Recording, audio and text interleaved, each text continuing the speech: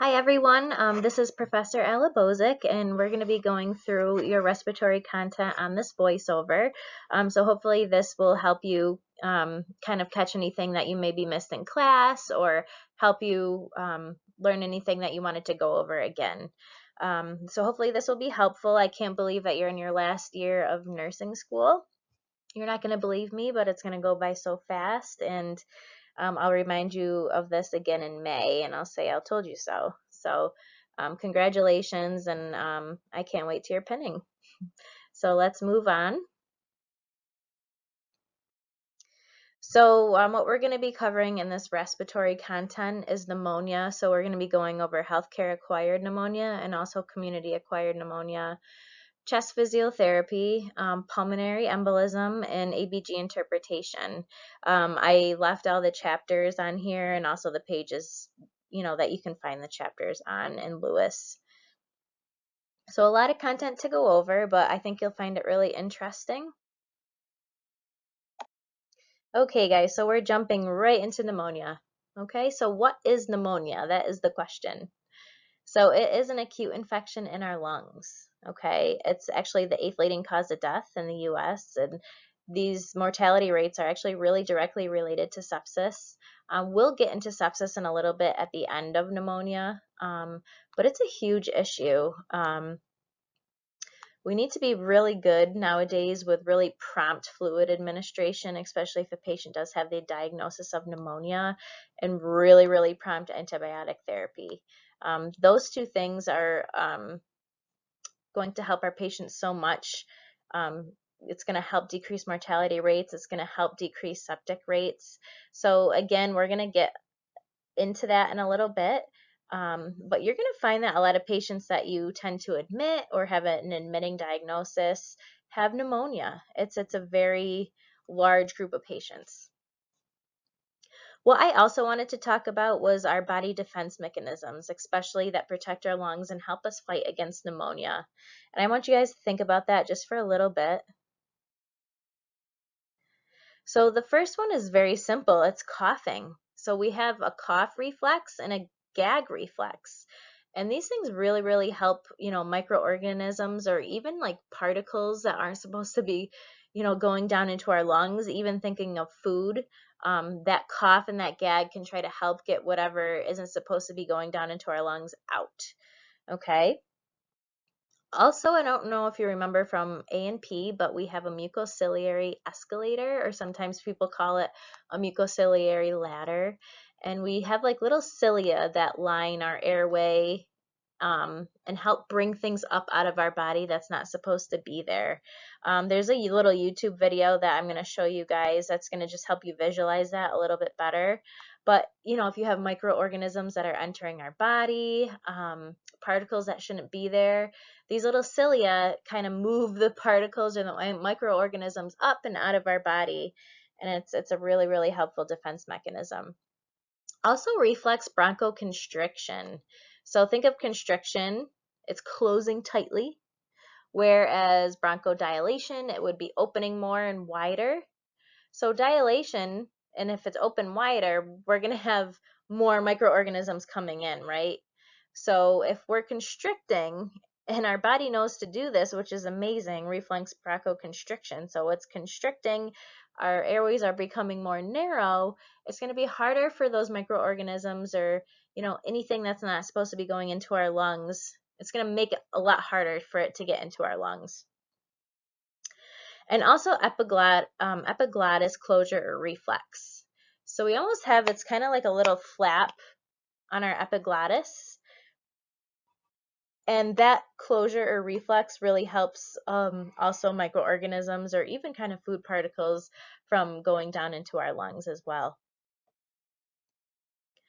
So when these defense mechanisms that we just talked about, sometimes they don't work to our full potential. Sometimes age affects them, or we have certain diseases that affects, these type of defense mechanisms and they don't work as well. And that's going to make us more apt to get pneumonia. So think of that cough. If we don't have a good cough or gag, what do you think is going to happen? Probably end up with aspiration, right? So if we're choking on something and we're not really using or utilizing that cough or gag to that full potential, we're probably having particles going into our lungs, or such as fluids or food. Also, that mucociliary ladder, I just wanted to make a note. A good example is patients who smoke. So when we smoke, the nicotine and the smoke actually makes that mucociliary escalator not work well at all. It almost destroys it. So when that's not working well, things aren't going to come up, and it's not going to be working to its full potential. The escalator is going to be closed down for the day. Okay. Um, it's quite amazing also. So patients who do quit smoking, I know we're getting a little off track, but just as an example of how amazing our bodies are, even after a week of a patient that has quit smoking, that mucociliary escalator kind of, it starts to come back, and it starts to work again to its full potential. And that's why when patients do quit smoking, or they don't smoke for quite some time, they have so much sputum coming up. I'm not sure if you've ever seen this before, but so much sputum coming up. That's the mucociliary escalator working again. So it's really, really quite amazing. Let's see. Also, we talked about reflex bronchoconstriction. So if that's not working to its full potential and we're having more dilation, we're just going to have more microorganisms coming into our lungs. And again, with that epiglottitis closure, that reflex, so we talked about that flap, and that flap sometimes stays open. Again, we're going to have, particles or microorganisms coming into our lungs a lot easier.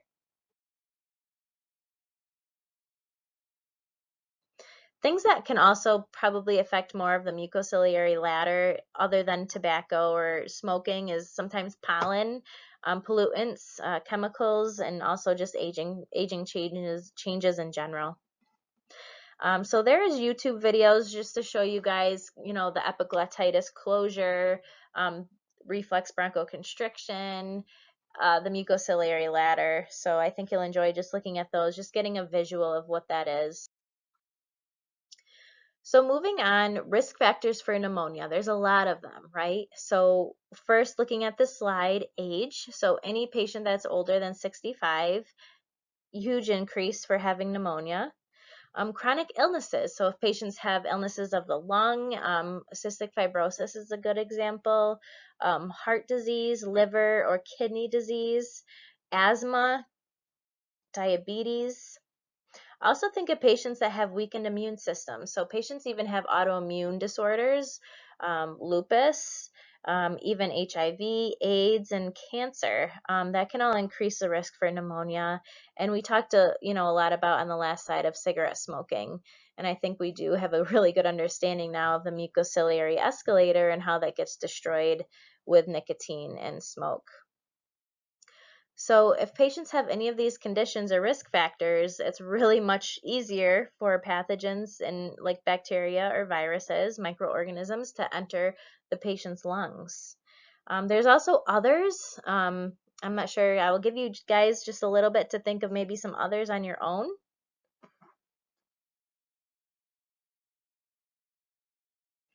So surgery, immobility. Okay, so think about how quick we want to get patients up and walking. It's a big deal, right? We want to mobilize their lungs. If we don't do that and we let that patient immobilize and lay there, we're going to have contents in those lungs just sitting there. It gets stagnant, bacteria builds up, and therefore we have pneumonia. Air pollution. Aspiration's a big one. So patients who, have swallowing difficulties, they don't have that epiglottitis closure going on. They may have a disease process where that flap stays open. They may have had a stroke. Aging processes. So aspiration is a huge issue with pneumonia. Also gastric feedings, thinking about patients who are getting tube feeds, okay, whether it be through a nasogastric tube or even a peg tube in the stomach. If they're not even positioned properly in the bed, so think about that, their head of bed needs to be at least 30 degrees. Sometimes if we lay those patients down, was it too long to lay them down? Is that gastric contact coming right back and going right into their lungs? That's a really huge issue leading to aspiration from feeding tubes even. Intubation is a big one. We really, really try hard while intubating a patient to keep everything as sterile as possible. Once a patient is intubated, it's really, really important to keep up on mouth care, suctioning the patient. Sometimes they need just a little empirical antibiotic therapy just to make sure that they don't get the pneumonia. So those are just a few other examples or risk factors of why patients may get pneumonia. Okay, so talking a little bit more about the entrance of pathogens. So we did talk, quite a bit about aspiration. We talked about food contents, fluid, drinks, or even tube feeding products not going into the right place. So instead of gastric content going into our stomach, we're unfortunately getting some of that content into our lungs. It's very, very dangerous, and we want to try to prevent that as much as we can. Also, inhalation's a big one. So actually, like there's microorganisms that are even present in the air that get spread person to person. So the big pneumonia that, is really caused by this is Mycoplasma pneumonia, or it can be fungal also. So remember, Mycoplasma pneumonia, it's actually spread by others, coughing or sneezing. It's really when someone's infected with the Mycoplasma pneumonia. They cough and sneeze. They actually create small respiratory droplets in the air that contain bacteria. And that's how other people really get infected by this. They breathe in those droplets and then they get sick. It's also known as walking pneumonia. It really has both traits, both bacterial and viral. So just remember that a little bit about Mycoplasma pneumonia. So it has both traits of bacterial and viral, also known as walking pneumonia. And it's really from those respiratory droplets from people coughing and sneezing. That's how people get infected by inhalation. And then hematogenous spread. Okay, so this is actually from a primary infection in the body already, and then it's spread elsewhere. A good example of this can be staph or even infective endocarditis. Okay, you don't really see this happening too often. It's not a common theme for pneumonia, but it can happen. So it's from a primary infection elsewhere in the body.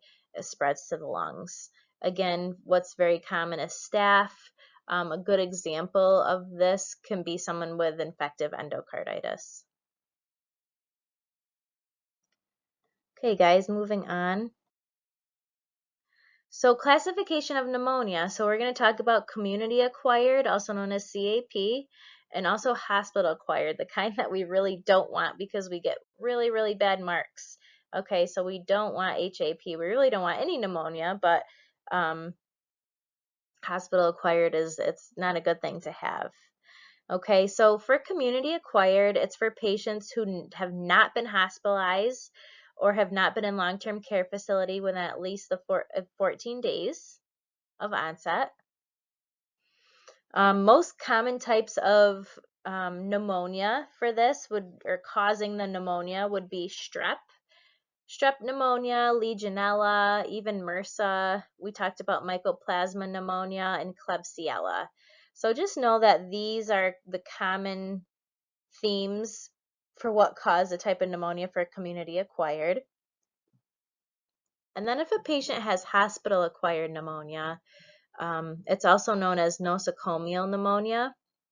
This has to be in non-intubated patients. We'll talk a little bit about patients who are intubated who have received pneumonia, but hospital-acquired pneumonia, non-intubated patients. This type of pneumonia will begin 48 hours after admission, and it's not present at the time of admission. Some common types that causes pneumonia, E. coli, Pseudomonas, and staph. So just remember that. So what if they are on a ventilator? Okay, there's a specific, so these are VAPS, ventilator-associated pneumonia. And typically we'll count that if they, start to show signs of symptoms 48 hours after intubation. So viral pneumonia is the most common type in about like a third of all pneumonia cases. And then there's bacterial. So viral is most common. It's about 1/3 of all pneumonia cases, and then bacterial follows that. And again, just a little talk about ventilator-associated pneumonias, also known as VAPs, VAP. That patient will show signs and symptoms about 48 hours after endotracheal intubation. Again, a thing we do not want to have or do not want to be marked on for the hospital.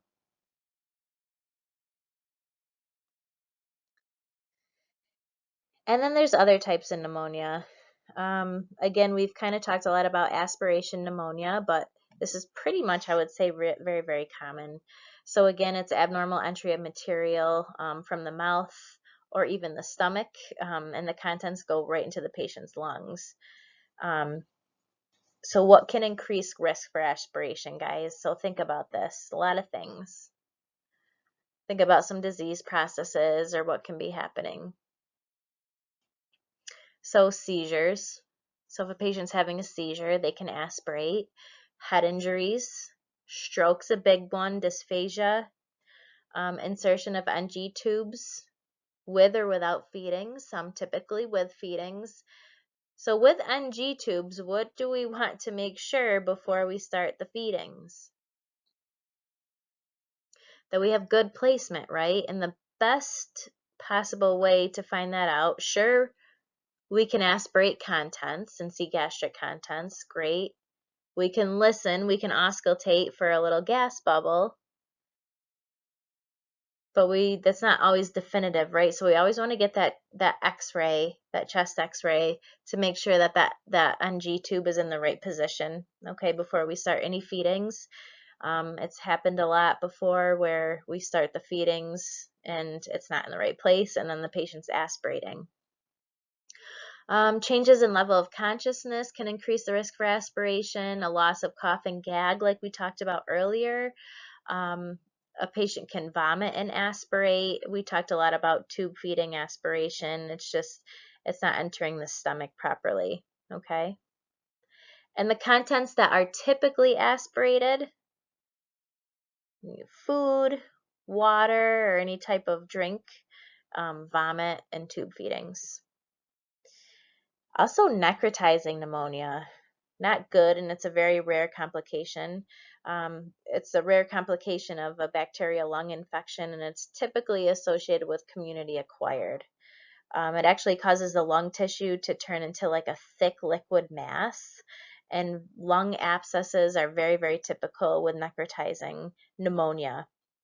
The patient will end up bleeding into the airways, and there will be immediate respiratory compromise. We'll probably see a lot of like vomiting of blood, hemoptysis, and long-term antibiotics are needed and possible surgery. So it's not good. It's very rare, but not a good thing for a patient to have.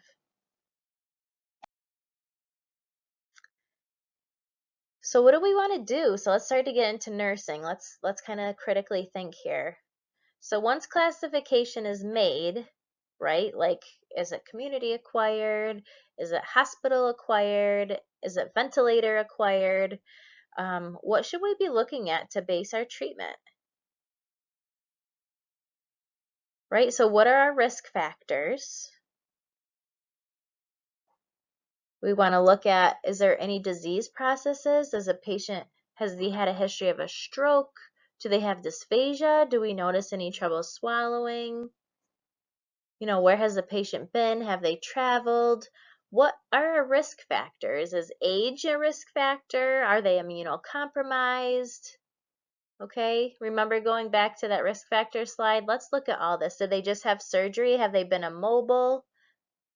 Have they not been coughing and deep breathing, using the inceptive spirometer? When was the onset? Is it early onset, late onset? How's the presentation of our patient? Okay, how stable are they? That's another important thing that we need to look at, especially if our symptoms start in the hospital, okay? Really, anytime we get a patient with pneumonia, how are their vital signs, okay? Are they stable? Are they starting to dip a little bit in their blood pressure? Are they becoming hypotensive? Are they tachycardic? Are they showing more signs of being, kind of shocky or septic? So we need to know that, especially is the patient in the proper position or on the proper floor to be cared for, or do they maybe need to go to step down or ICU? Okay. How are their hemodynamics? How are their labs? Do they have any underlying diseases, any underlying conditions? We need to find out the pathogen too, right? So what's really, really important before we even start antibiotics, if we can get right away? Blood cultures are really, really, really important. We need to find out the pathogen to properly treat the patient. Typically, patients will be put on a, empirical, wide, broad spectrum antibiotic that should cover a lot of the pathogens. But again, it's really, really important to get that first set of blood cultures if we can. Okay. Um, so when should antibiotics be started? As soon after we get that blood culture, okay? Immediately. So the first thing we want to do is draw those labs, get the antibiotic started as soon as possible, okay? Very, very important.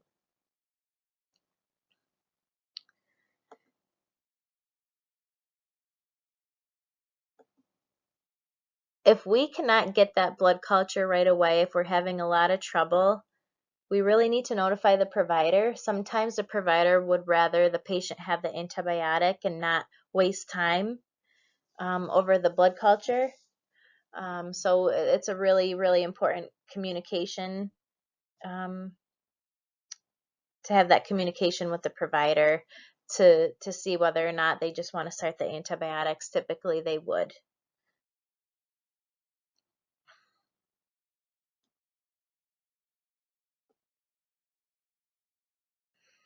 So I think we got all these. When should antibiotics be started? As soon as possible, immediately. There really should be no delay in the antibiotic whatsoever. It helps decrease mortality rate significantly. Um, it's amazing once the patient gets admitted, and for every hour we do not give that antibiotic, their mortality rate increases, I want to say by 10% each hour. So it's huge. Um, and we'll go over that a little bit more when we talk about sepsis. And then what should be done quickly before starting antibiotics is, of course, blood cultures, just so we can know the pathogen and make sure that we're on the right track for the type of antibiotic that they should be receiving. But again, like I said, if they have poor veins, if we cannot get blood cultures, even with IV therapies help, we need to have that communication with the provider, and a lot of times they'll say just give the antibiotic, but you always need to talk to the provider first. This is a pneumonia severity scale. So it's called this CURB scale, the CURB 65. So this actually helps providers place patients depending on what their symptoms look like and how they present. Um, so CURB 65. So C stands for confusion. U, a urea more than 7, a respiratory rate more than 30, a blood pressure less than 90, and a diastolic less than 60, and if they're age 65 or older. Okay, so it kind of gives us a little prognosis here and also where they should be placed in the hospital. So if they score like a 0 to 1 factor, so it's how many factors are present, okay? So if they only have one present factor, it's a mild pneumonia.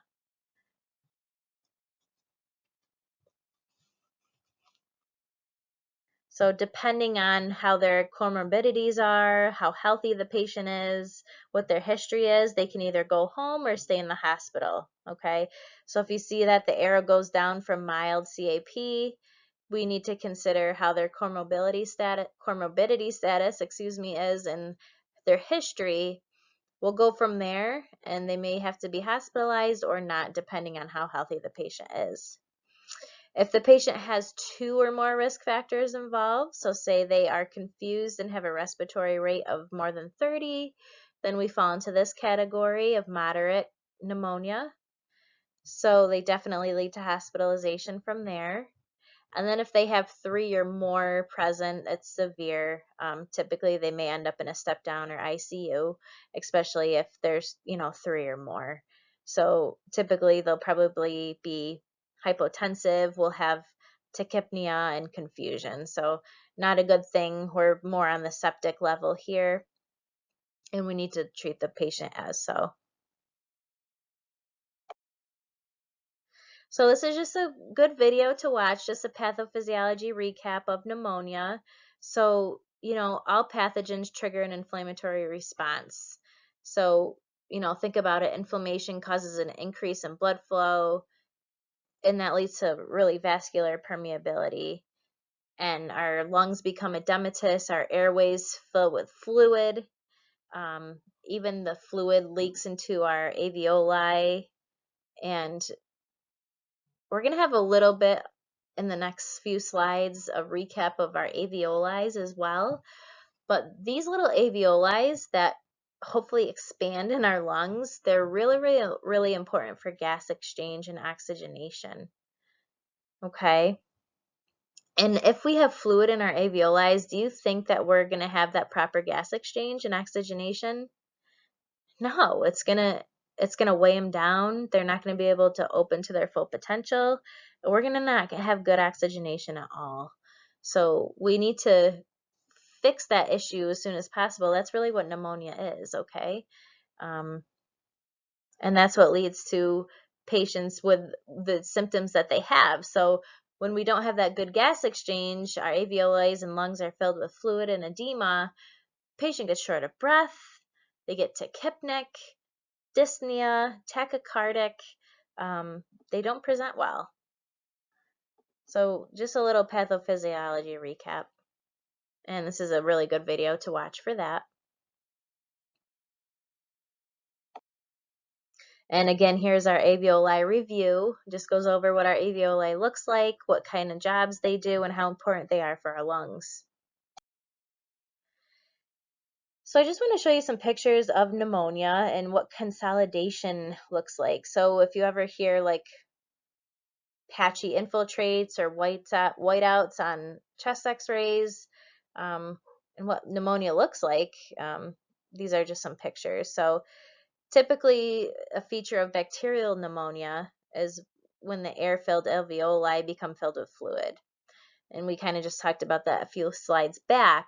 But of course, this obstructs airflow and gas exchange. It weighs the alveoli down, and it causes the patient to be short of breath and experience all these horrible symptoms.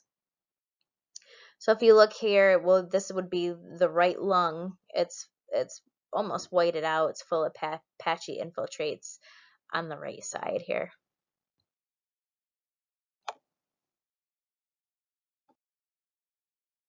We're just going to look at more patchiness, and I don't expect you guys to know this or get tested on what a chest x-ray looks for pneumonia. I just wanted to show you what it can look like. But if you see the arrows here on this side, on the picture on the left, we have a little consolidation there. So you see patchiness.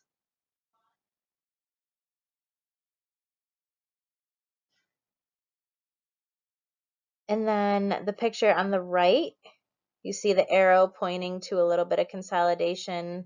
That would be the left lung. Looks like the left lower lobe.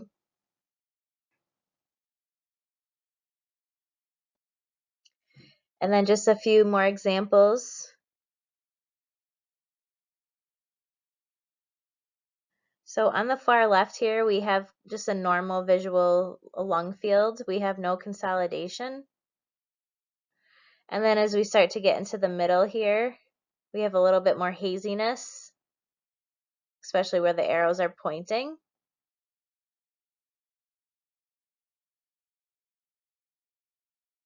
And then scattered haziness here on the far right picture. So signs and symptoms. What do our patients present like? Okay. So typically a cough is a big one. Okay. They'll have a strong, typically productive cough. They'll present with fevers, usually and chills, rigors. Patient will be short of breath. They'll be tachypnic, so they'll be breathing fast but not taking full deep breaths. And they can also a lot of times present with chest pain. Okay, so it's like pleurotic pain that the patient experiences. So what do we want to ask ourselves as nurses about the cough? So going back to the cough. Is it productive? Is it non-productive?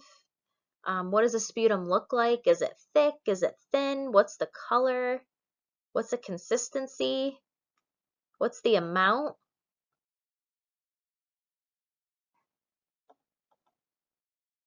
How does the patient present? Are they confused or stuporous? Also, instead of a fever, sometimes a patient may present with a lower temp instead of a fever. They can be more hypothermic. And a lot of times, if patients, especially if they have an underlying heart condition, they may actually come in and present with an arrhythmia. They may be in like a rapid atrial fibrillation or a rapid A-flutter. And I know we really haven't gotten into our rhythms yet. That's coming up shortly. But very typically, you'll see that patients that get admitted with pneumonia who have underlying heart disease will end up with this type of arrhythmia until the pneumonia clears. Okay, so they'll be in a rapid rhythm like an AFib, A-flutter, and once the patient starts to get better, they'll actually kind of come out of that rhythm.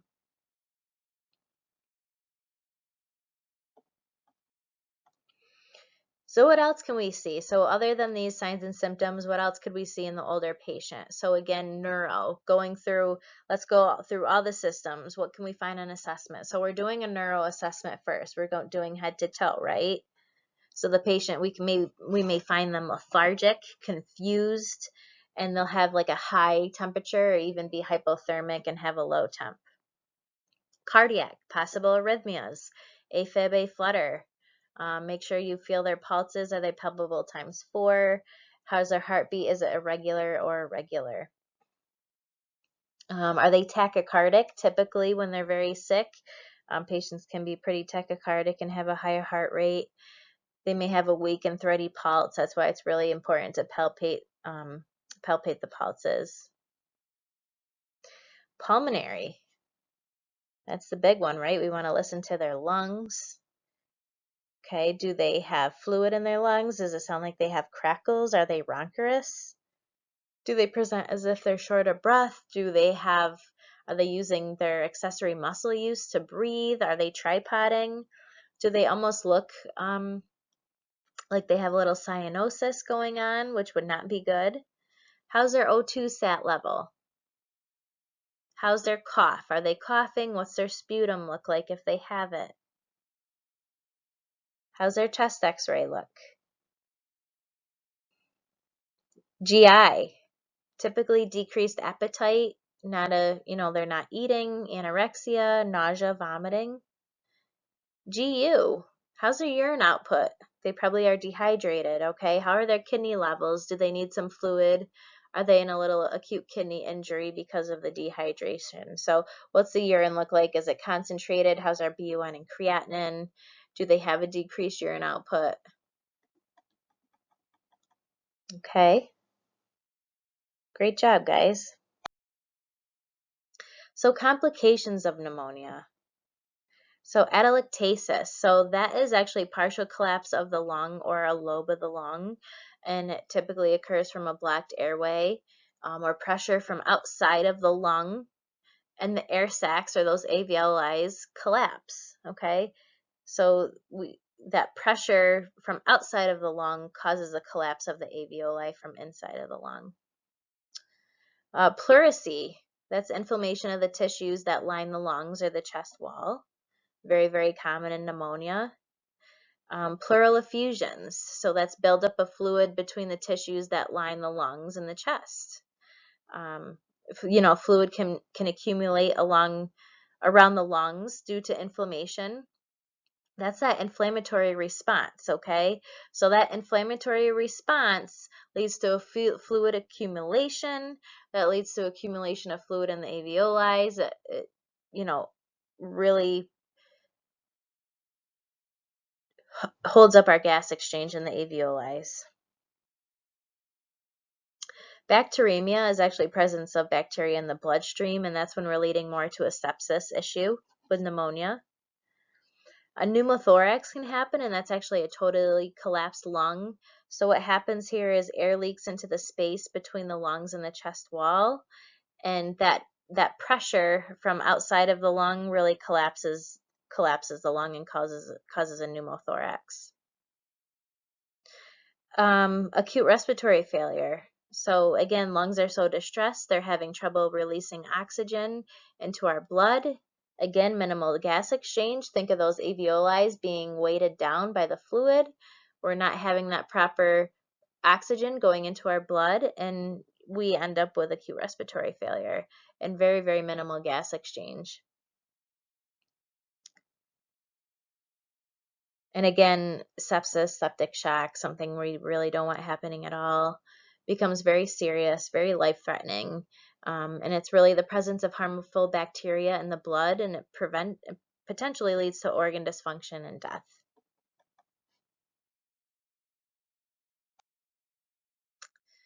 So we talked a little bit about atelectasis in the last slide, and it's a collapse of the lung. So it's a partial or complete collapse of a part of the lung. And it increases in density of the infected lung. And in this case, this is our right lower lobe. If you can see these arrows, there's a red, yellow, and black arrow, and it's all pointing to that collapsed lung here. And again, I don't expect you to know what a collapsed lung looks like, nor do I want you to know what pneumonia even looks like in a chest x-ray, but it's just nice to get a good visual. So it becomes like a triangle. So any type of collapsed lung looks like a triangular density. And in this case, it's the right lower lobe. And it silhouettes the diaphragm here. So again, in this case, our alveoli are probably either partially or totally collapsed here. And do you think we have good gas exchange going on? No, not at all. Not good. Okay, guys, so we're going to talk a little bit about diagnostics now and really how we diagnose pneumonia. So a really good history and physical, especially that physical exam. Remember, we just went through that head to toe. So doing a good head to toe on your patient. Chest x-rays are really definitive, so they really help us diagnose pneumonia. They can show the pattern and even characteristics of the pathogen. Is there a lot of fluid going on in the lungs? It kind of shows us how much consolidation, just like the pictures we were looking at. Is it very patchy? You know, what lobe is the pneumonia in? Right upper, right lower, left lower. So it really helps us get a good definitive measure on the pneumonia. Also, it helps us rule out, is there any pleural effusion going on? Is there a pneumo? Is there any atelectasis? Stuff like that. Next is sputum culture is really important too. If the patient can give you a sputum sample, it kind of helps us test to see what kind of microorganisms are living within the sputum, and it helps us get on a better track to what type of antibiotic or what spectrum of an antibiotic the patient would need. Arterial blood gases, ABG, really, really important, especially if the patient's really having a lot of shortness of breath and respiratory failure going on. It shows us that gas exchange going on. How bad are the alveoli collapsed? Is there a lot of fluid in the alveoli? Remember, that's where our gas exchange takes place. It helps us get that exact blood oxygen level right from the artery. It helps us also see if they're holding on to any CO2. Do they need to blow some CO2 off? Are they acidotic? It looks at that pH measurement. So blood gases helps us, shows us how we can treat the patient, okay? Do they even need to be on like a BiPAP to help them blow off a little bit more CO2? Do they need to be intubated? And we're going to get more into arterial blood gases on the end of this respiratory content. So you'll have a little bit more knowledge once we get there. Blood cultures, again, are really important. Remember, we talked about if we can get blood cultures right away, right before we give an antibiotic, so important. Um, Again, it's going to help us figure out what type of spectrum that the patient should need for an antibiotic, and it helps us better treat the patient. CBCs are important. It really gives us that good measure of their white blood cells, how bad is their infection. CBPs as well. So especially if they're dehydrated, it shows us all the electrolytes. So if some electrolytes are off, we can help fix that. Also, kidney levels. If they're dehydrated, are they in acute renal failure? Okay, or acute kidney injury, I should say, excuse me. Um, so if their BUN and creatinine are elevated, it really tells us that they're pretty severely dehydrated and they need some fluids. Also, next is a venous lactate. Venous lactates are very, very important. It measures actually the lactic acid in the blood. Acid is actually made in red blood cells and in muscle cells. So when we see a breakdown of the lactic acid, we have some injury going on throughout the body. So when venous lactates are elevated, it shows us that they're pretty sick. So, fluids are very, very important to get the venous lactate down. Again, this is more on the septic level, and we're going to get more into sepsis in a little bit.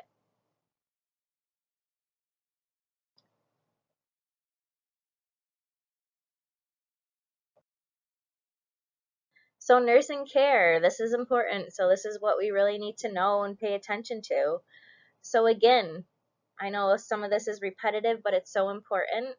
Prompt antibiotics. As soon as we can, we need to give that antibiotic that the physician has ordered. Again, talking about those blood cultures, if we can get the cultures right prior to the antibiotic, that would be great.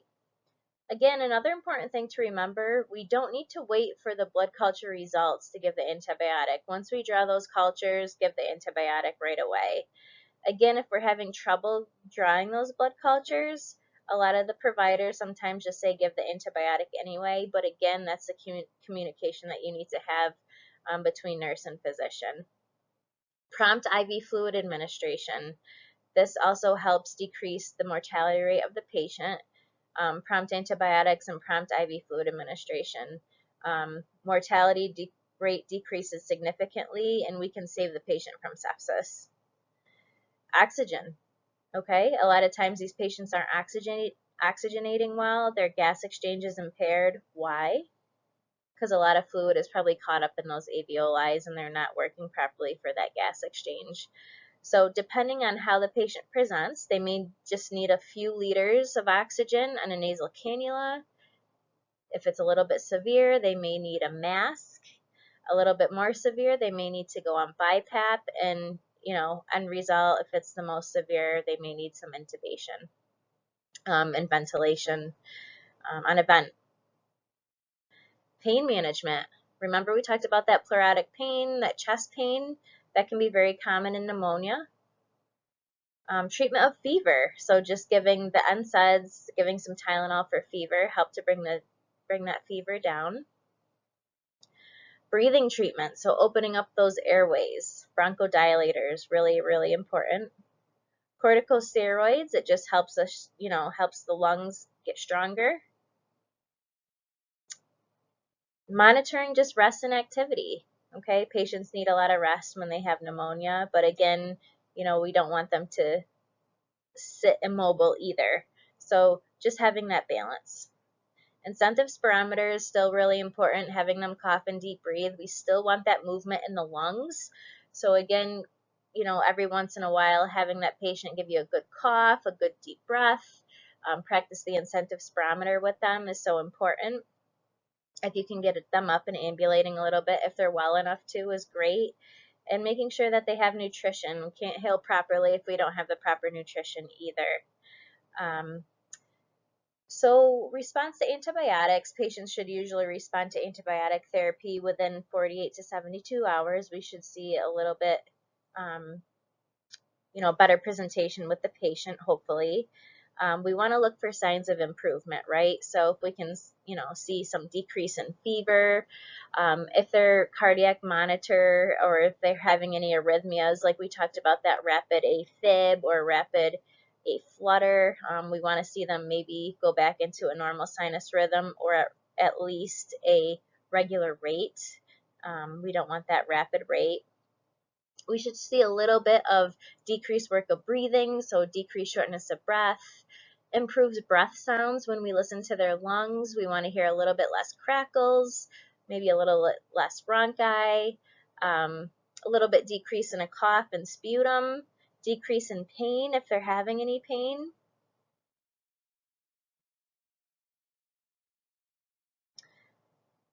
As soon as we can, we should try to, the physician should try to switch the IV antibiotic to PO if they're getting better. Viral pneumonia is definitely more self-limiting, tends to resolve within about 3 to 4 days.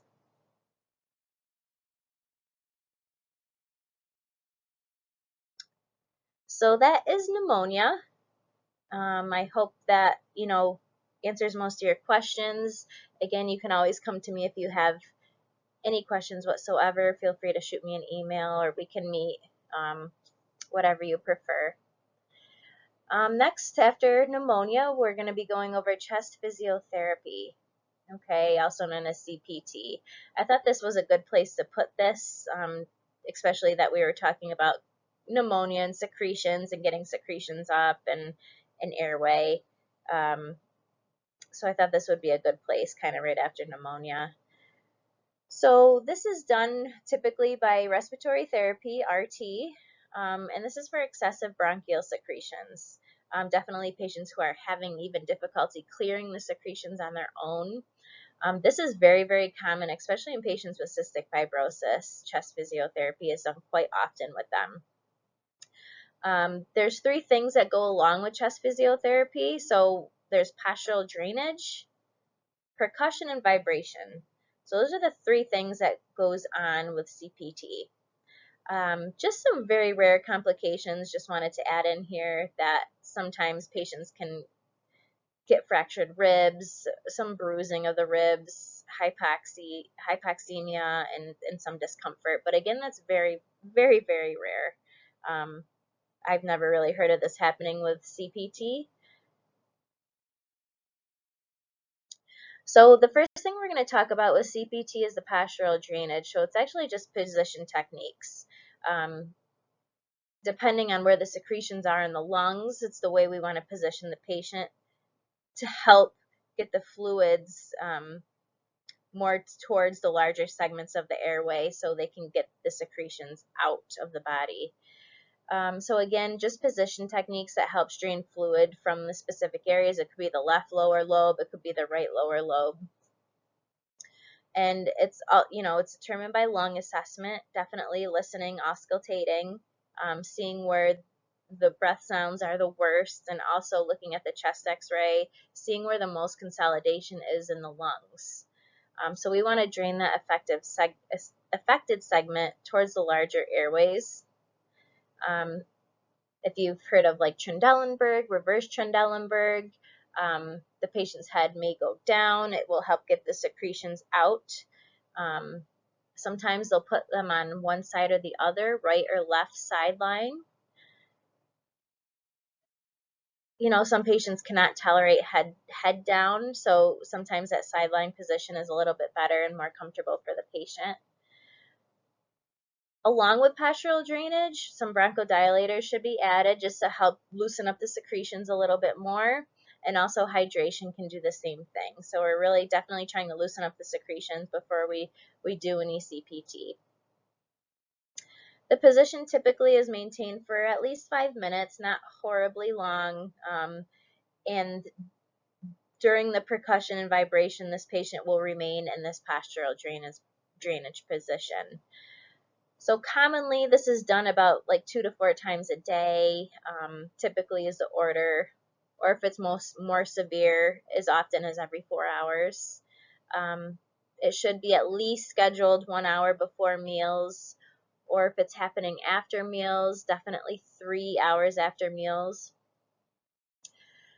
We've kind of come a long way, and instead of sometimes using hand or arm techniques for the percussion and vibration, we have newer beds that actually percuss and vibrate the patient as well.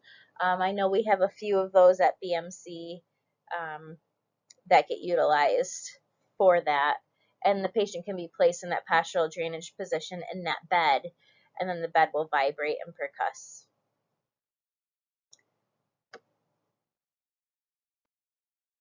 So percussion and vibration. First, we'll talk about percussion. So the patient, of course, like we talked about, should be in the appropriate postural drainage position, whether they're right side lying, left side lying, reverse Trendelenburg. And the RT will place our hands in a cup-like position, fingers and thumbs kind of held close together to create almost like an air pocket against the patient's skin. So this is used like an alternating rhythm, right and left, pretty fast, back and forth. And you'll hear some hollow sounds against the skin.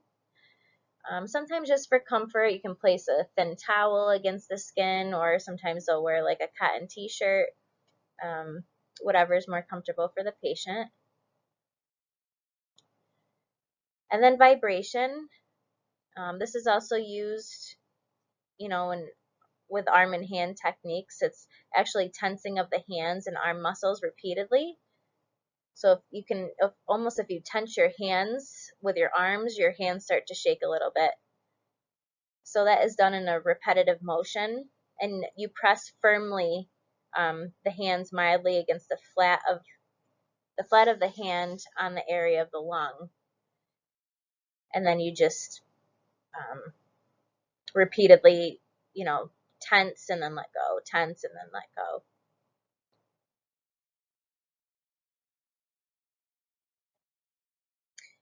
And this is just a little video showing you a patient in a postural drainage position while the RT is doing percussion and vibration on the patient.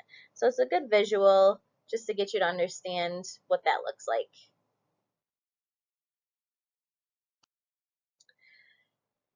And major sepsis review, we're really going to go over this well in class. This is actually sepsis. We have a sepsis protocol at BMC, which we're going to go over in class, and we're going to go through that thoroughly. And it kind of goes over how important fluid administration is, antibiotic administration is, and how a nurse can actually help control the sepsis criteria on a patient.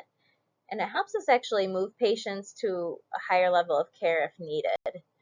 So we'll go over that in detail in class. And the next thing we're going to discuss is a PE, pulmonary embolism. A super scary thing that can happen in medicine, and it's a real emergency that needs to be taken care of in a very quick manner. It's almost kind of gained the quick manner of a STEMI now. STEMI meaning ST elevated MI. And I know we're going to go over that in cardiology, which will be in a few weeks, but this is a definite medical emergency. So what is a PE? It's a blockage of one or more pulmonary arteries. By what material do you think?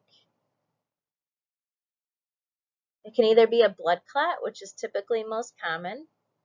These blood clots can, travel definitely most common from the legs. A DVT lets loose and it travels up through the circulatory system and into our lungs. A fat deposit, that's very common. I don't know if you remember in Nursing 102, we talked about fractures, especially in the long bone fractures, like in the femur. Sometimes if patients fracture their femur or break their femur, a fat deposit can be let go. That can travel through our circulatory system into our lungs and cause a PE or an air embolus. So again, that emboli Just as a review, it's known as like a mobile clot. It lodges themselves into the narrow part of the circulatory system. So this clot, whether it be a blood clot, a fat deposit, an air embolus, that travels through the blood flow and it gets lodged into a bronchial space, which of course will block and obstruct perfusion. And what's most important is oxygenation. So we're not going to get that proper oxygen into our blood. Excuse me. So if we're blocking oxygenation, what's going on here? We talked a lot about this with pneumonia. If it's obstructing perfusion, gas exchange, yeah. So we're going to have very, very poor gas exchange because our alveoli are not gaining the oxygen that it needs. It's not perfusing oxygen into our blood through the rest of the body. So this is why it's such a medical emergency, okay? The lower lobes of the lungs are typically most affected by PEs. And where do you think PEs really, where do they arise from? I know I said one of them, and that's DVTs. So those are the most common. A lot of patients typically have DVTs in their lower extremities, and that blood clot lets go, and it travels up our system into the lungs. Think of arrhythmias. What type of arrhythmias are known for clots? It'll be AFib and aflutter, and we're going to go over this more in cardiology, so don't get too worried about that. But AFib is kind of that rapid, rapid, rapid rhythm, and then it's like kind of slows down. And then we have that rapid, rapid, rapid rhythm, and then it kind of slows down. That fast and slow, it actually causes pooling of blood in our heart. So when we have pooling of blood, it's going to clot. Okay, so if we have a clot that lets go from our heart, it's going to travel right into our pulmonary system, and of course we'll have a PE. We talked a little bit about the fracture of the long bones, especially for that fat embolism. Air emboli, it actually can be even as simple as improper IV therapy. So that's why we were really focused on no air with our IVs or IV push. It's really important to not have any air at all. Also, bacterial vegetation is quite common to cause clots, especially in the heart valves. Also, amniotic fluid in pregnant women and cancer patients tend to have a lot of PEs as well, very common. And I just wanted to go over this real quick to show you what a saddle emboli looks like. This is known as a, what's the word I'm looking for? A massive PE, okay? So when we hear the word massive PE, sometimes we think of size of the clot. It's not always the size, it's just where the PE is located. And the saddle emboli is really, really bad. Because if you look, we have our bronchioles that break off into our left and right bronchial trees. And that saddle emboli blocks both. Okay, so if you think about that, are we getting any oxygenation at all if we have that saddle emboli? And think of it as just the shape of a saddle on a horse. Okay, it occludes both sides. It goes over both sides of the horse. It's going to occlude both sides of your bronchial trees. It's really, really bad. It's something that we need to take care of immediately. It's in a medical emergency. So this is just a good video on giving you a visual of a saddle emboli. So risk factors for PE, immobility, reduced mobility. So especially for patients that maybe have had surgery and they're not up and walking right away, they're at huge risk for PEs and blood clots. So that's why it's so important to get these patients up and walking. Surgery that we just talked about, okay, that increases our risk of PEs because they're immobile. Any history of DVTs brings a patient at higher risk for a PE. Cancer. It really definitely leads to a lot of blood clot issues and PE issues, especially when there's high levels of malignancy and spreading of cancer throughout the body. We tend to have a lot of PE cases. Obesity. Oral contraceptives is a risk factor. Smoking. Prolonged travel. That's why it's important to get up and take breaks and walk around every once in a while. Pregnancy. We talked about that amniotic fluid. Clotting disorders.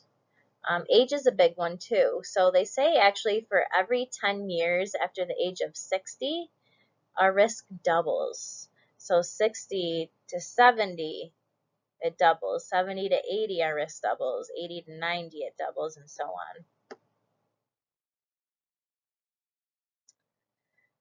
Signs and symptoms of a PE. Okay, they're pretty scary. Short of breath, sudden shortness of breath. A lot of these symptoms that happen with a PE are sudden. So that's kind of a clue and a red flag for you guys to think about, that if your patient all of a sudden has that really horrible short of breath issue and also chest pain, that should give you a red flag right here. Sometimes diagnosis can be difficult with PEs. Some patients present differently and it can be varied. Also, sometimes manifestations can depend on the size of the clot or where the clot's located, and sometimes even the type of the clot. Is it a blood clot? Was it a fat deposit? Is it air? Sometimes, like your smaller clots can be more vague, and the symptoms sometimes can go undetected for a little bit. And then all of a sudden they can have a symptom and then it goes away. So we call that transient. So these symptoms can be transient, especially if the clots are small in the pulmonary system. But again, most typical, a lot of patients have that sudden onset of symptoms and they tend to decompensate extremely quickly. So that's why we really need to care for these patients in a very prompt manner. So again, dyspnea is the most common, extreme shortness of breath. You'll see their O2 sats plummet, so they'll have hypoxemia. They'll start breathing really, really fast just to try to catch their breath and try to catch up on that gas exchange, so they'll have some tachypnea. Tachycardia, so our heart rate will increase, especially if our pulmonary system's working a little bit harder, trying to push oxygen out to the body. Our heart's not getting the proper oxygenation, so our heart's going to work a little bit harder. They'll be tachycardic. Chest pain's a big one. So shortness of breath and chest pain, that sudden chest pain feeling, definitely signs of a PE. These are not so common, like a cough, syncope, maybe. Hypotension is probably another big one, especially if they're decompensating pretty quickly. And really what's common with PEs as well is they're going to have that sense of impending doom. They're going to feel like they're going to die, and they say it. And it's a very scary feeling for the patient.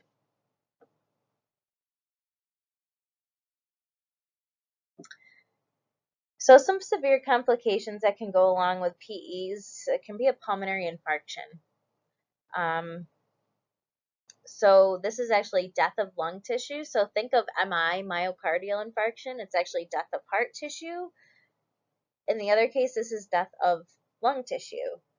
So this is definitely caused by an occlusion of a large or medium-sized PE, more than 2 millimeters in size. So there's no blood flow getting to that certain blood tissue wherever that clot may be in the pulmonary system. So there's insufficient blood flow from the bronchial circulation. This can happen a lot if there's pre-existing lung disease with these types of patients. It's good to know. I mean, mortality rate, 10% of patients with a PE die within the first hour. They go into an arrest. So that's why this is so prompt, and we need to care and treat the patient immediately. Does anyone know what type of arrest these patients typically go into? If you've heard of PEA, pulseless electrical activity, we'll see this a lot with patients who are decompensating and arresting from a PE. It's easy to remember because PE, PEA, so it's kind of got the same kind of acronyms. They stand for different things, but it's got the P and the E in the word. We'll get more into this, but anticoagulants need to be given in a timely manner to decrease mortality rates. That's our goal. Hopefully the patient will be able to have an anticoagulant. Hopefully a lot of patients have just gotten out of surgery. They're not candidates for an anticoagulant, which will cause huge bleeding and even more of a disaster. So we really need to take a look at, can they be anticoagulated? Can they receive, a type of anticoagulation? And hopefully they can. So this type of infarction, with pulmonary infarction, it actually results in alveolar necrosis. So the alveoli actually die. What do our alveoli do? They're responsible for gas exchange. Okay, so if those are dying off, we're in a bad spot here, and we're not having good gas exchange. Because of the alveolar necrosis, we actually start hemorrhaging. And even this necrotic tissue can become infected, and we end up almost with abscesses in our lungs. So pulmonary infarction is not a good thing. Diagnostics. Okay, so we got a lot of diagnostics for a PE, and a lot of them are really important and need to be done in an emergent manner. So a good H&P. Okay, what's our history? Did they just have surgery? Are they a typically immobile patient? Is there obesity? Do they have a history of blood clots? What's their family history look like? Okay, and that good physical exam, especially that pulmonary exam. Okay, do they have the chest pain, the extreme shortness of breath, that impending doom? What do their symptoms look like? Okay. Chest x-ray is great, but it really doesn't help us diagnose a PE. I wouldn't make that an emergent thing. Ultrasounds of the bilateral lower extremities if there's time. So if we're more in an emergent situation where the patient's decompensating, we're really not going to have time to take that ultrasound of the bilateral lower extremities. It's good to do something maybe after, once we've treated the patient and they're more stable.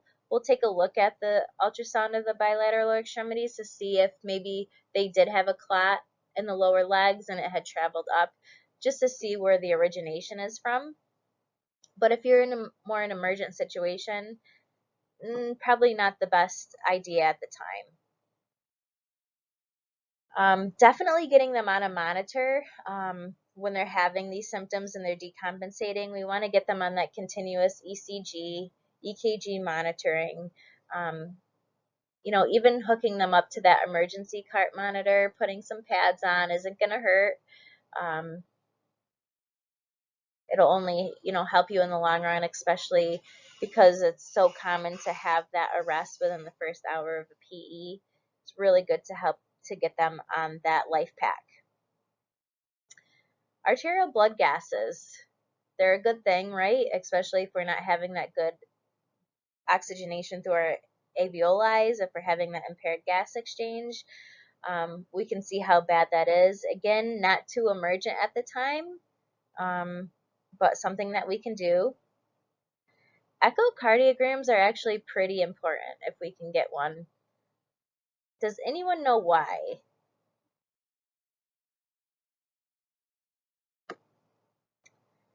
So when we have PEs in our lungs, what side of the heart do you think it causes decompensation? It's making your heart work a little bit harder. The right side, yeah. So if we think of our AMP and how the blood flows through the pulmonary system into the heart, we're going to have right ventricular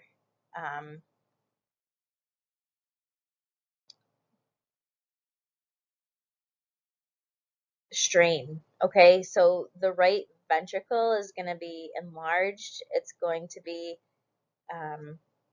it's going to show a lot of strain on an echocardiogram.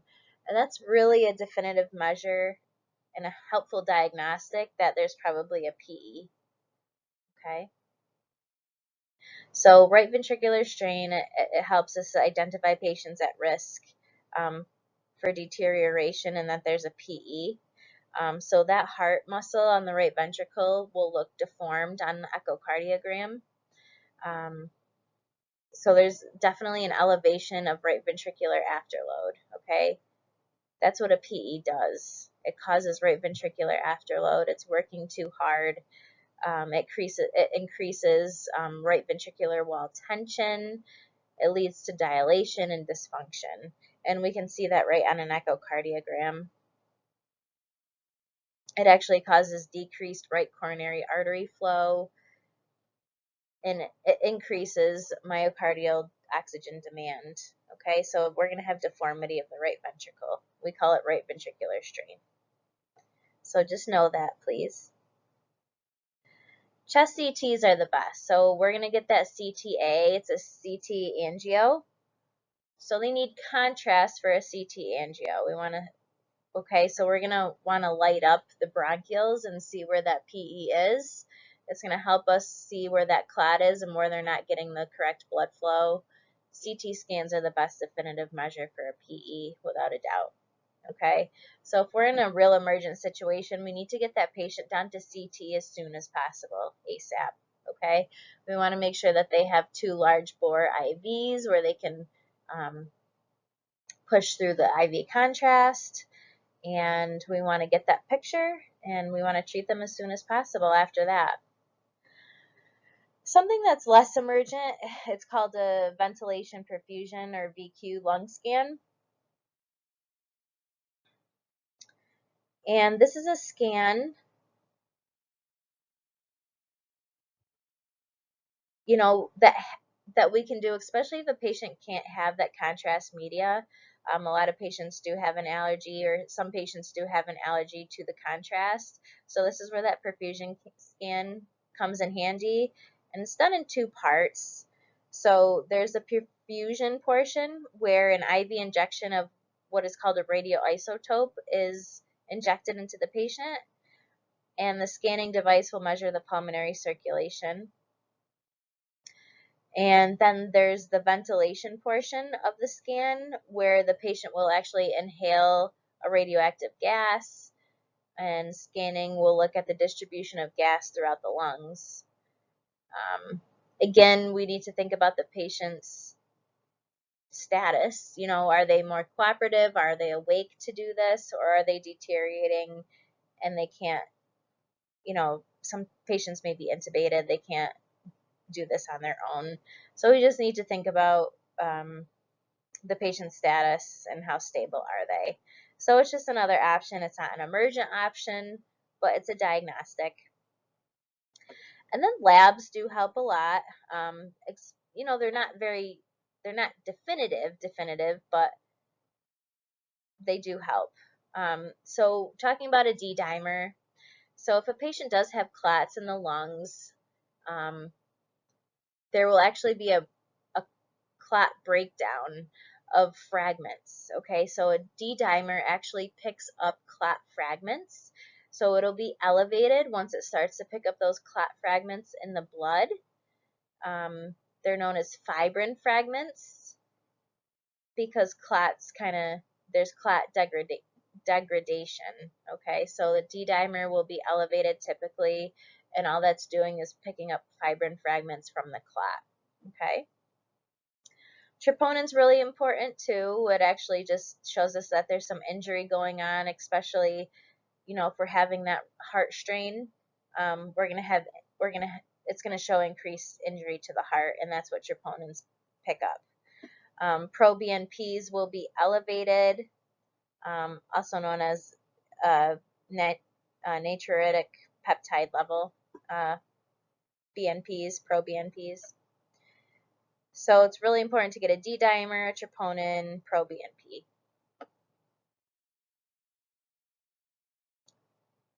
And I just want to make sure.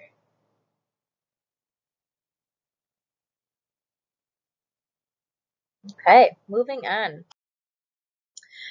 This is just an echocardiogram to show you a good visual of what right ventricular heart strain may look like. And then moving on to a little bit of drug therapy that helps with PEs. So typically patients will be placed on an IV heparin drip.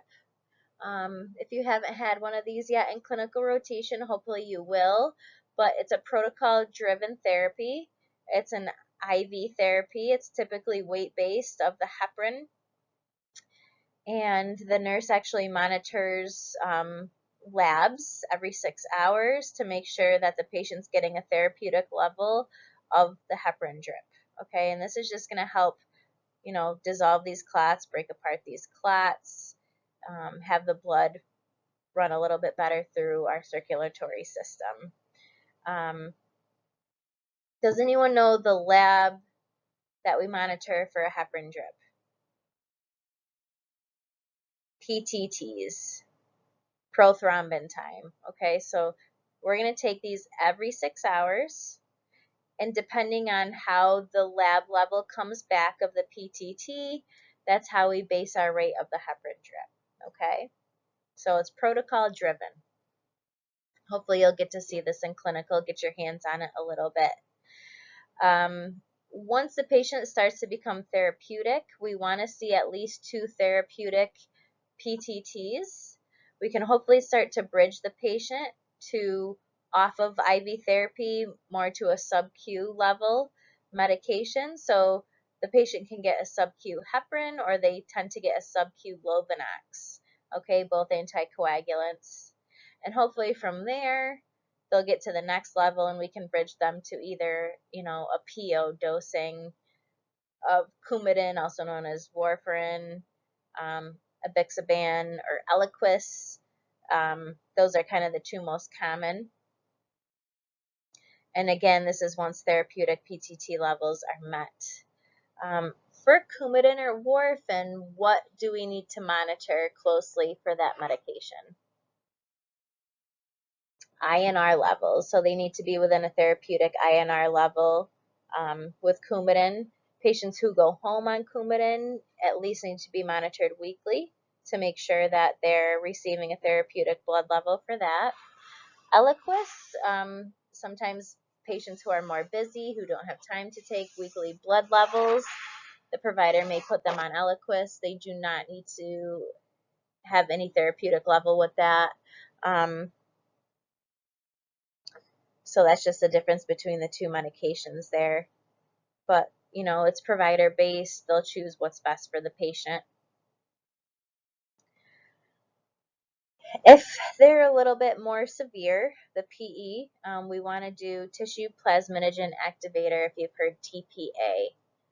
Okay, so this is it can be given IV push, also IV piggyback. It's actually a fibrinolytic agent. So it's going to dissolve the clots. Actually happens pretty quickly. This is also given for patients who have ischemic strokes. Okay, helps dissolve the clots in the brain. So if you think about that the same way, we need to get that TPA in the patient as fast as we can. So for PEs, there's really not much we can do without drug therapy. We can help with the diagnostics all we want as nurses, but if these patients aren't getting the medication that they need, they're gonna die. Okay, so we're gonna have really increased mortality rates. So drug therapy is really, really important for these patients. We need to dissolve these clots. Okay.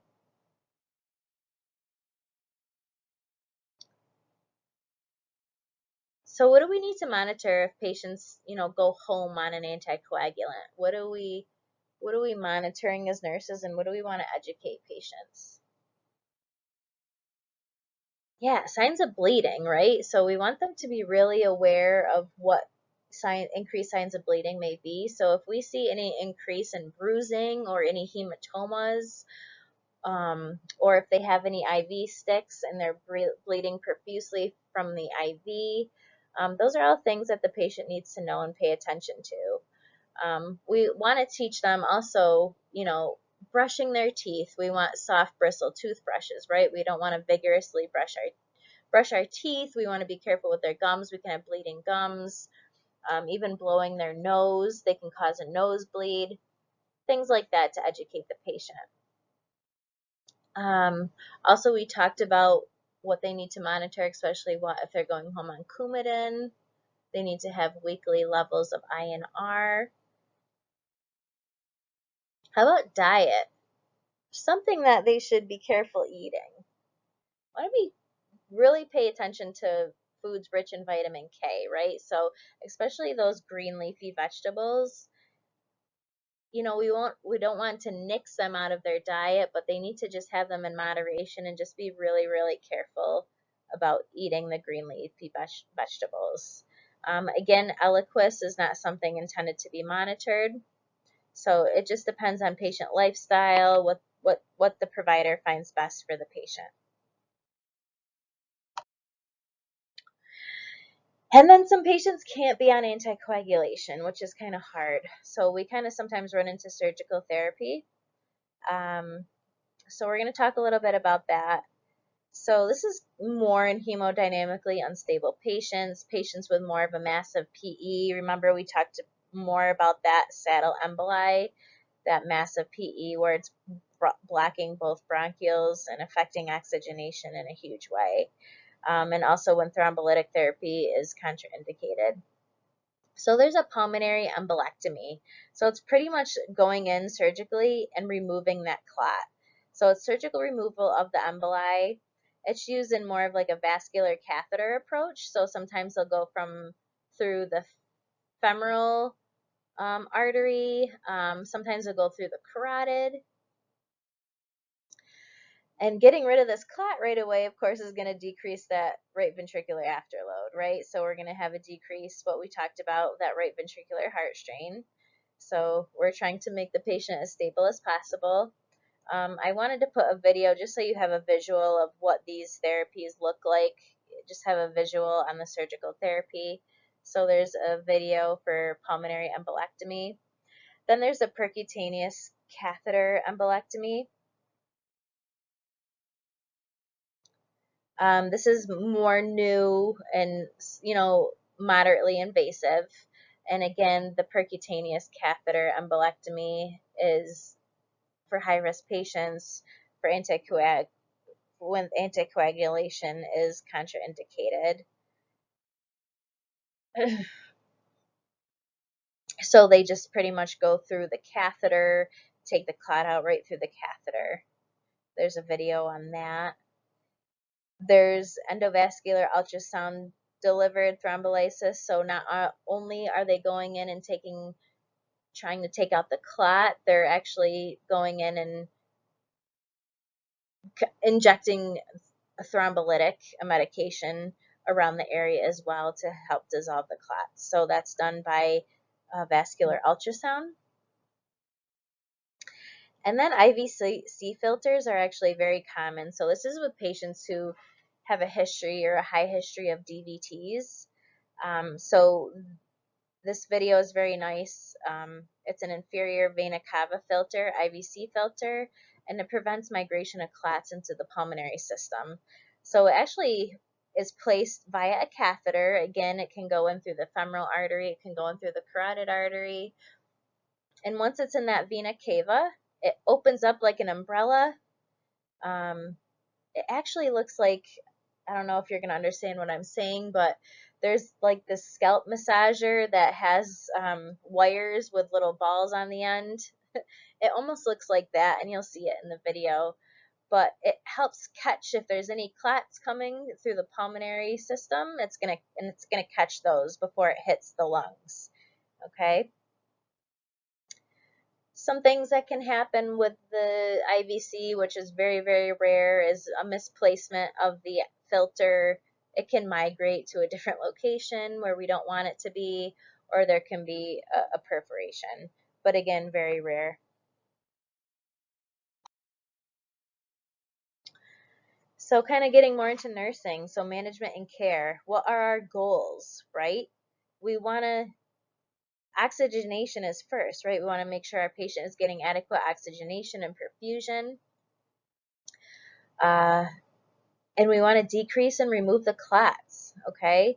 So if oxygenation is primary, we want to provide oxygen to the patient. And how unstable are they, okay? Will they be okay on a nasal cannula? Do they need a mask? Or do they need intubation and to be on a ventilator? We want to prevent any emboli from entering the pulmonary system from the upper or lower extremities. Run through our diagnostics, right? We had a huge list of diagnostics.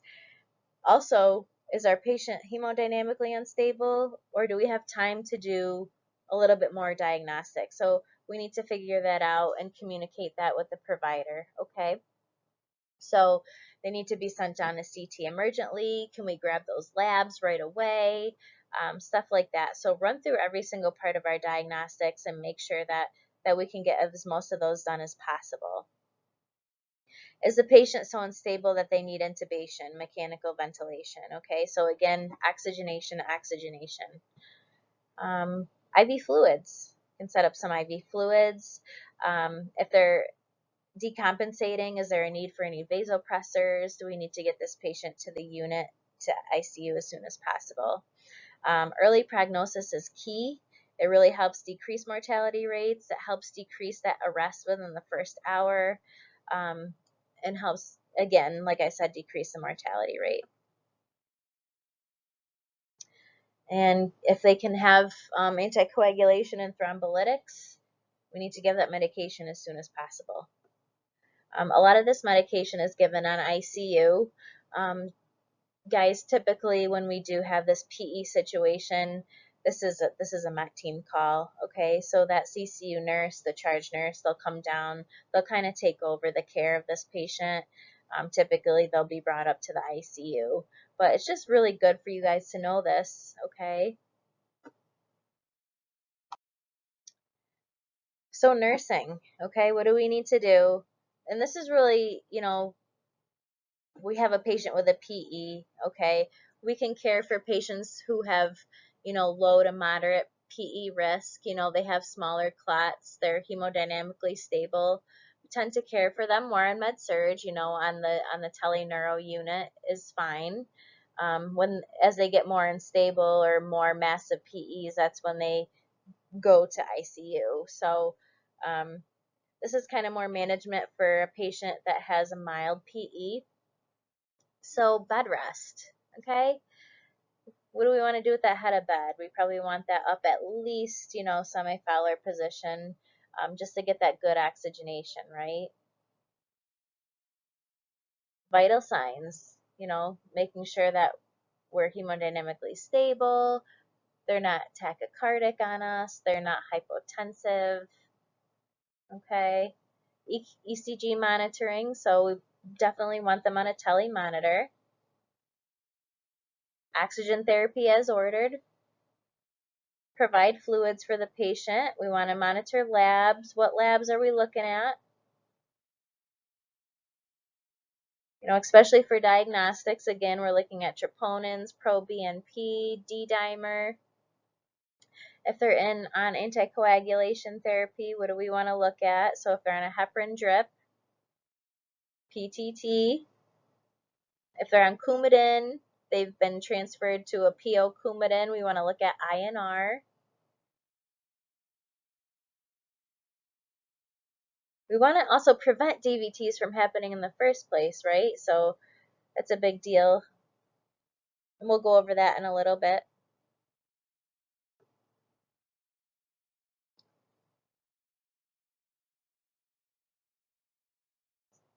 And if they're on any anticoagulation therapy, what do we want to monitor for? Signs of bleeding, right? So hematomas, bruising, bleeding from the gums, bloody nose. Why are fall precautions so important with patients on anticoagulants? Yeah, if they fall and hit their head, we have a huge issue because we may have a bleed in our head now, and we're going to have a bigger issue than we have already. Okay, so maintaining fall precautions, making sure the patient doesn't get up on their own, especially if they're unstable or unsteady. We probably should also be getting lab draws for platelets. Okay, it helps us if we're having any thrombocytopenia going on, if our blood is getting a little bit too thin. That'll help us there. So can we think of any preventative measures as nurses that we can do to prevent any DVTs?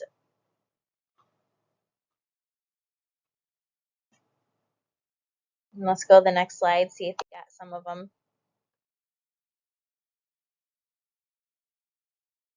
So turning and repositioning, if you said that, you're correct. Coughing, deep breathing, ambulation, being on that, low molecular weight heparin, so that sub-Q heparin we tend to put all our patients on when they get admitted. It's important. We want to keep their blood a little bit thinner than normal. Okay, we want to prevent any clots. So that sub-Q heparin, sometimes depending on the patient, they may need to be on a sub-Q Lovenox. SCD boots.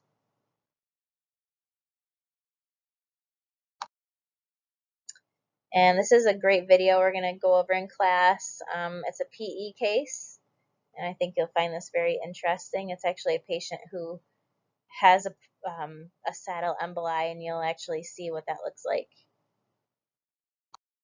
All right, moving right along, guys. So next is arterial blood gas, also known as ABGs.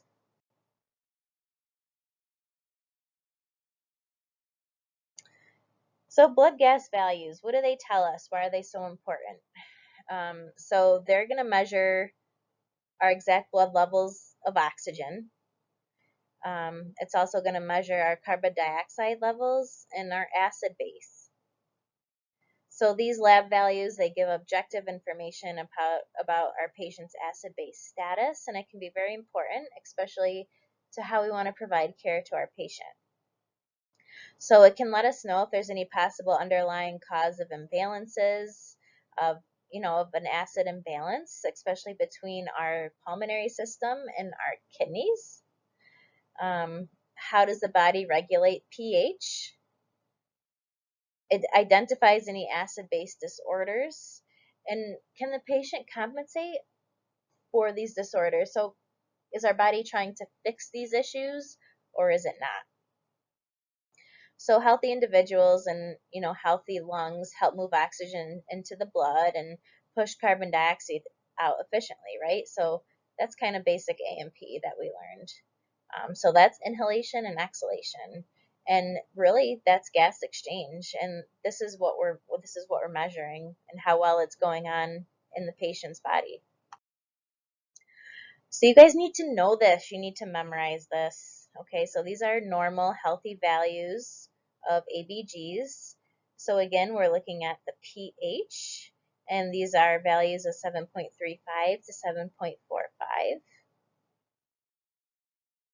CO2 is normal, 35 to 45. PO2 is 80 to 100. HCO3, also known as bicarb, 22 to 26.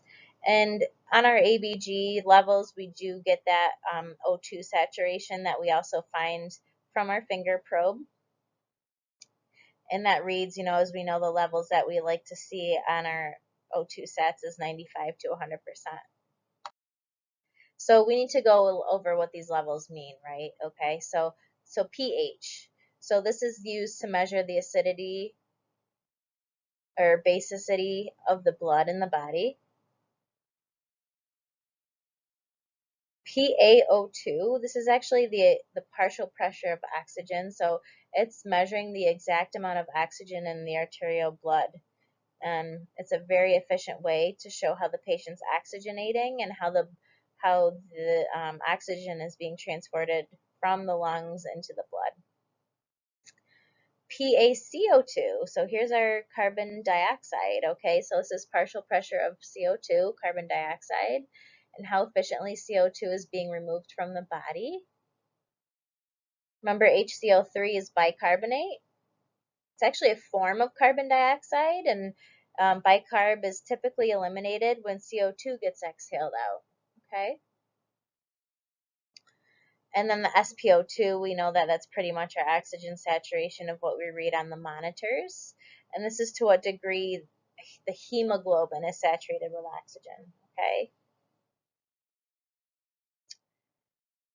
Just to give you a visual of how we draw an ABG is good. So this is a YouTube video that we're going to look at of how respiratory therapists draw arterial blood gases. Also note that if a patient is in a more critical condition in CCU, we typically insert arterial lines. And patients don't need to be stuck when they have arterial lines. Blood gases can be drawn right from that arterial line. But this is what we typically see when an ABG is drawn. So we got some steps here, and just don't get too nervous. Don't get too upset. You guys will get this. It's a little bit harder concept to understand ABGs and what's going on when they're off, but we're going to go through some steps here. So step one, we always want to look at the pH first, okay? So is our patient acidotic or alkalotic, okay? So this is why you need to memorize these lab values, because if our pH is less than the 7.35 value, the patient is acidotic. If the pH is more than the 7.45 value, the patient is alkalotic. If they're in that range between 7.35 and 7.45, it's normal, okay? So if they fall below, acidotic. If they go above, they're alkalotic. So if you get a pH back of 7.26, what are they? Acidotic. And if you get a pH back of 7.51, they'd be alkalotic. What is 7.39? That's normal. Good. I think this will help you guys a lot. So it's just showing you which way is acidic and which way is acidotic. So we have right in the middle of the green, we have a pH. Again, our levels are 7.35 to 7.45. If we are less than 7.35, we're on the acidic level, and if we're more than 7.45, we're more alkalotic. Here's our PaCO2, our carbon dioxide, pretty much showing the opposite, right? So if we are more than 45, so on the higher side, we're going to be acidotic. If we're less than 35, we're going to be more alkalotic. And our bicarb, this kind of follows more of the pH theme. So if we're less than 22, we're going to be more acidic, and if we're more than 26, we're going to be more alkalotic, okay? This is a great slide to memorize. Step two. So we looked at the pH first, and we figured out if the patient is acidotic or alkalotic. So now we need to determine if the issue is either respiratory or if the issue is metabolic. Okay, what value would we be looking at if we are considering respiratory issues? PaCO2, partial pressure of CO2, carbon dioxide. And if we're looking more for a metabolic issue, what value are we looking at? The HCO3, also known as bicarb. So remember, the PaCO2, the carbon dioxide, is regulated by the lungs, and if that value is off, that would mean that we have a respiratory issue going on. And if we're looking more at the level of HCO3 or bicarb, if that's more off, then we're going to be looking at more of an issue of metabolic, meaning there's an issue in the kidneys, okay? So it's that balance between respiratory and kidney. If the PaCO2 is abnormal, meaning outside of our normal range, we're going to have a respiratory issue, right? And if that HCO3 or bicarb is abnormal or outside of normal range, it means that we have more of a metabolic issue. Great. Always remember that respiratory is actually opposite of metabolic. Always remember that. So if we take a look at this down here, we have PaCO2 over 45 is acidotic. PaCO2 less than 35 is alkalotic. Okay? And that's actually almost the opposite of pH too, right? So if we're on the lower scale of pH, we're acidotic, whereas if we're on the higher scale of PaCO2, it's acidotic. Okay? So we're opposite of pH and bicarb here when we're considering respiratory issues. Looking at bicarb, our range is 22 to 26, right? So if we're below 22, the patient is acidotic, so that's kind of more along the lines of how our pH runs. And if our bicarb is more than 26, we're alkalotic, okay? So this is a big memorizing game. So we need to memorize these levels, and we need to memorize, the spectrum of below or above as well. So let's test our knowledge a little bit here, okay? So we're starting off pretty basic. So we have a pH back of 7.26. We have a PaCO2 or carbon dioxide of 51. And we have a bicarb or HCO3 back of 25. So what do we need to look at first? Our pH. So we're 7.26. So what does that mean on our scale? Okay, our patient's acidotic, okay? It's lower. Now, are we dealing with a respiratory or metabolic issue? What's off here? Our respiratory level, definitely. PaCO2 is 51. So what would we call this? Respiratory acidosis. So looking at these blood gas levels, our patient is in respiratory acidosis. Okay, our pH is acidotic. We have a respiratory issue, respiratory acidosis. All right, another one. We have a pH back of 7.22. We have a PaCO2 back of 38. And we have a bicarb or HCO3 level back of 19. So what do we want to look at first? pH. We want to see, are we acidotic or alkalotic? Definitely acidotic. Now, is it respiratory or metabolic? Yeah, our HCO3 is 19. So what would we call this issue for our blood gas? Metabolic acidosis. Good. And then step 3, this is where we get a little bit more complicated here. We're not quite done yet. It's great that we know our values and that we can tell if we are in metabolic or respiratory acidosis or alkalosis. But we need to also know if our body's compensating or uncompensating, okay? So always remember, bicarb is a base, so it's always going to try to neutralize our acidity.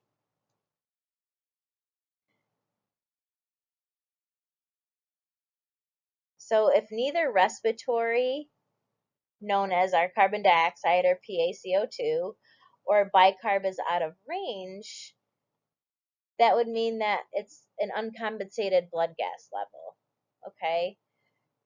So always remember, when there is a respiratory problem, also known as PaCO2, our body will always compensate with an out of range bicarb. Okay, HCO3 will be off.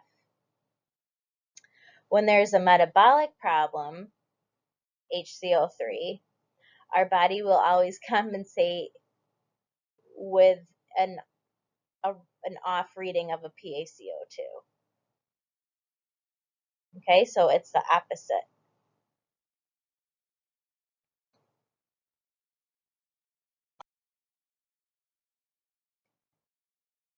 So we want to know if our patient is fully or partially compensated. Okay, to know this, we always need to look back at the pH. So if the patient is partially compensated,